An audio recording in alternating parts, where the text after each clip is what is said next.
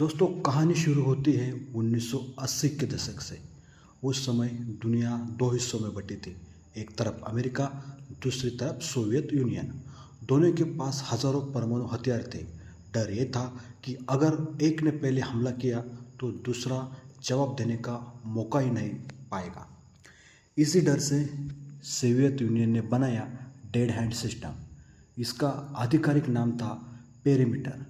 ये एक automatic nuclear रियलिटेशन system था, यानी अगर रूस पर हमला हुआ तो ये सिस्टम अपने आप जवाबी हमला करेगा, भले ही उस समय कोई इंसान जिंदा ना हो जो आदेश दे सके। दोस्तों डेड हैंड के अंदर लगे हैं हजारों सेंसर।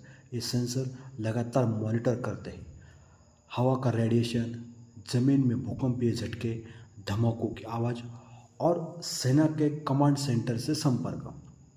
अगर इन सेंसर को लगता है कि रूस पर बड़े पैमाने पर हमला हुआ है और कमांड सेंटर से भी संपर्क टूट गया है, तो ये सिस्टम एक कमांड मिसाइल लॉन्च करता है। ये मिसाइल आसमान में उड़ते हुए पूरे देश के बाकी परमाणु हथियारों को रेडियो सिग्नल भेजती है, सिर्फ एक आदेश के साथ, लॉन्च। सुनने में यह सिस्टम जितना एडवांस लगे, असल में ये उतना ही खतरनाक है। क्योंकि सोचिए, अगर कभी कोई तकनीकी गलती हो जाए या सेंसर को गलत सिग्नल मिल जाए तो क्या होगा।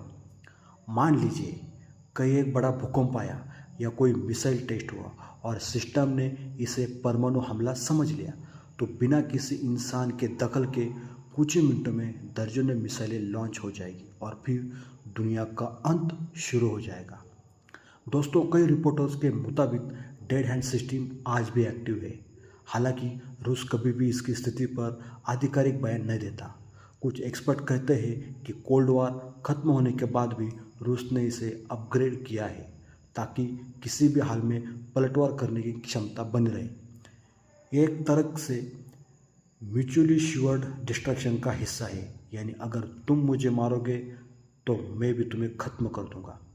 दोस्तों डेड हैंड का मकसद था डर से शांति बनाए रखना, लेकिन सोचने वाली बात यह है कि हम इंसानों ने ऐसी मशीन बना दी है जो हमें खुद ही खत्म कर सकते हैं।